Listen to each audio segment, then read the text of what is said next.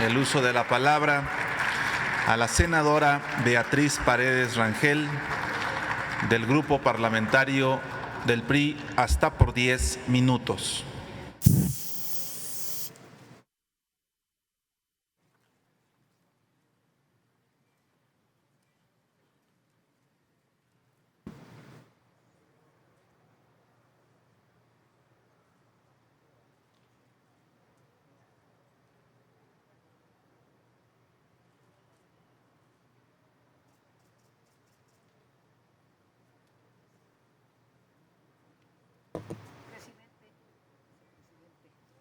Vicepresidenta Imelda.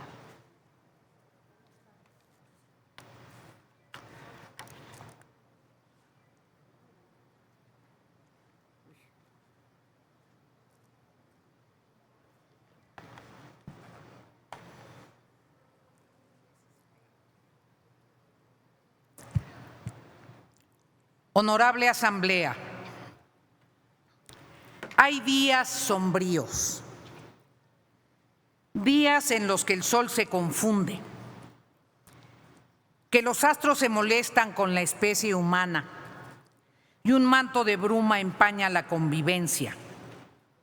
Se oscurecen las sociedades. Así fue para mí el 1 de octubre de 2020. He querido creer en la majestad de la Suprema Corte de Justicia.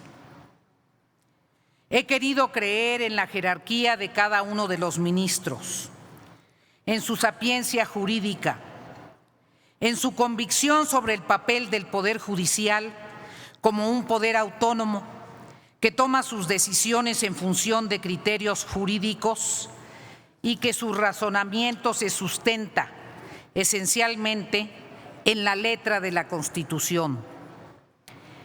Esa certeza es esencial para que el pueblo y la sociedad mexicana tengan certidumbres y sepan que su convivencia y su relación con el Estado está regida por un tribunal superior, soberano, cuya conducta en la dictaminación de sus sentencias y sus opiniones se rige exclusivamente por la ley, por la Constitución General de la República. Por ello, porque choca contra mis deseos, contra mis creencias,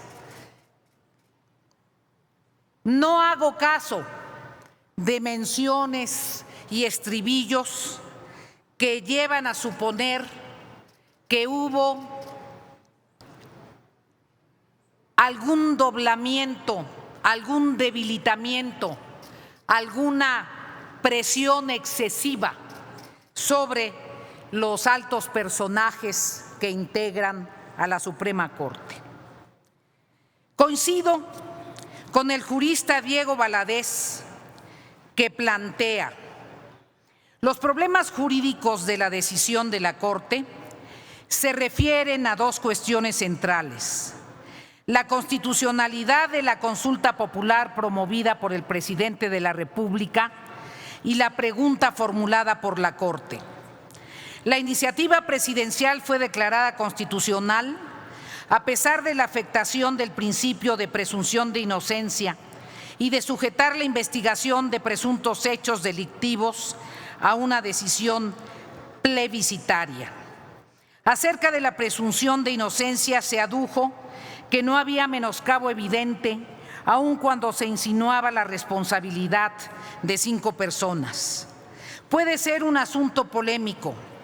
En cambio, el segundo tema era insalvable, pues el Ministerio Público está obligado a investigar todo hecho delictivo del que tenga conocimiento, mientras haya Estado de Derecho, subrayo, mientras haya Estado de Derecho. La investigación y la persecución del delito serán un deber, no una facultad de ejercicio potestativo y selectivo. Omitir la obligación ministerial es delito contra la Administración de Justicia.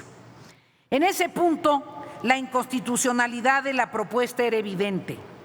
Para sortearla, se echó mano de una argumentación forzada. El ejercicio retórico se desvió hacia la procedencia de la consulta popular en abstracto, que no era el tema central, y se tendió un velo sobre la pregunta enviada por el presidente. Luego se sustituyó por otra pregunta, también inconstitucional. La pregunta que diseñó la Corte es por completo distinta a la discutida cuando se declaró la constitucionalidad de la planteada por el presidente. Aquí es donde se presenta el segundo problema, aún más grave, pues la mayoría de la Corte adoptó un texto que viola lo dispuesto por el artículo 35 constitucional y en este caso no hay remedio posible, no, al menos en el ámbito nacional. El precepto de la Constitución es categórico. No podrán ser objeto de consulta popular la restricción de los derechos humanos reconocidos por esta Constitución y en los tratados internacionales de los que el Estado mexicano sea parte, ni las garantías para su protección. La pregunta elaborada por la Corte plantea realizar las acciones pertinentes para emprender un proceso de esclarecimiento de las decisiones políticas tomadas en los años pasados por los actores políticos, garantizar la justicia y los derechos de las posibles víctimas. Lo que pasó inadvertido a la Corte es que esos objetivos afectan los artículos 6, 20 y 21 de la Constitución. El 6 se refiere al derecho de acceso a la información. El 20 contiene una larga enunciación de los derechos de la víctima y el 21 alude al deber de investigar y perseguir los delitos.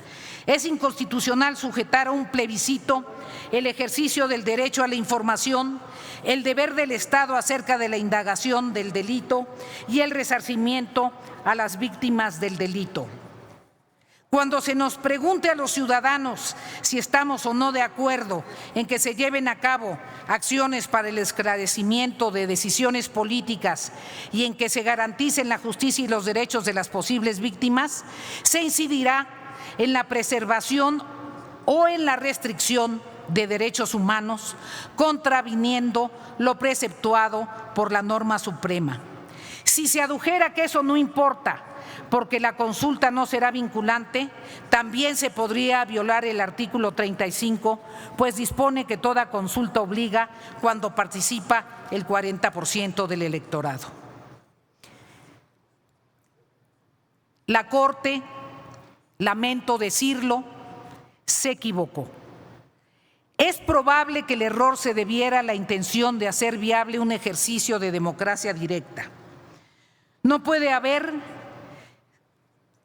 No creo que haya sido una decisión deliberada infringir la Constitución. Este error, con respeto y valor civil, se lo decimos a las señoras y los señores ministros porque es nuestra sincera opinión. Hay algo, estimadas amigas, estimados amigos, que surgió en el debate. Estamos en el camino de impulsar una democracia plebiscitaria. Discúlpenme, ¿sabemos de lo que estamos hablando? La democracia plebiscitaria en un país de 130 millones de habitantes, la democracia plebiscitaria por encima del marco jurídico vigente, construido a través de décadas, de siglos, en un esfuerzo para armonizar una sociedad bronca con enormes antagonismos. La democracia plebiscitaria, cuando la sociedad mexicana votó en el marco de un régimen de democracia participativa y sujeto a la democracia representativa de 3 poderes con autonomía e identidad propia.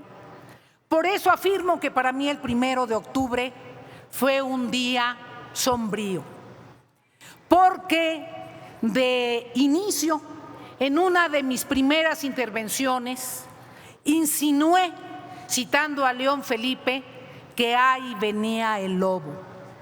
Hoy quiero decirles citando a otro gran poeta español, Miguel Zelaya, que cuando ya nada te espera personalmente exaltante, cuando vivimos a golpes porque no sabemos si nos dejan o no nos dejan pronunciar nuestra verdad, empezamos a tocar el fondo.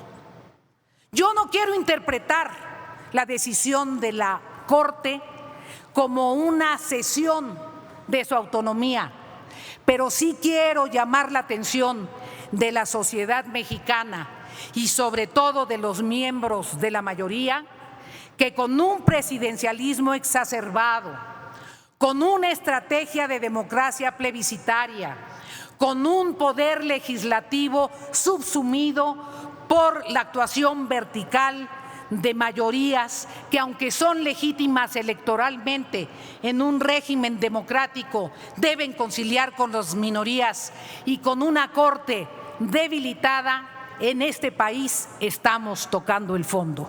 Muchas gracias.